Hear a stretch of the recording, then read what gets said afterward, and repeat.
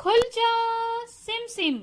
कहानियों के खजाने से निकली आज की कहानी का नाम है रसोई का सामान कहाँ जाएगा। चलिए कहानी शुरू करते हैं। आरव, क्या तुम रसोई का सामान रखने में मेरी मदद करोगे? शक्कर को शक्कर के डिब्बे में रखना होगा। मिल गया। लेकिन डिब्बे में तो पहले से ही थोड़ी शक्कर है।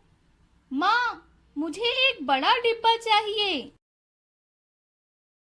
ये बिल्कुल ठीक है, ना बहुत छोटा ना बहुत बड़ा, आरव ने कहा। आरव थैले से चावल और राजमा के 2 पैकेट निकालता है।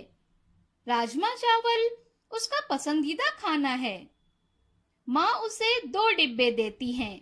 एक डिब्बा दूसरे से बड़ा है। चावल का पैकेट राजमा के पैकेट से ज्यादा भारी है। वो बड़े डिब्बे में चावल और छोटे डिब्बे में राजमा डालता है। आरव थैले में देखता है कि और क्या बचा है। उसमें उसके पसंदीदा बिस्किट का एक पैकेट है। आरव, तुम इस डिब्बे में बिस्किट रख सकते हो।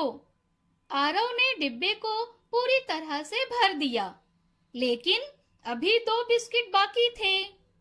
माँ, मैं जानता हूँ कि ये आखिरी 2 बिस्किट कहाँ रखने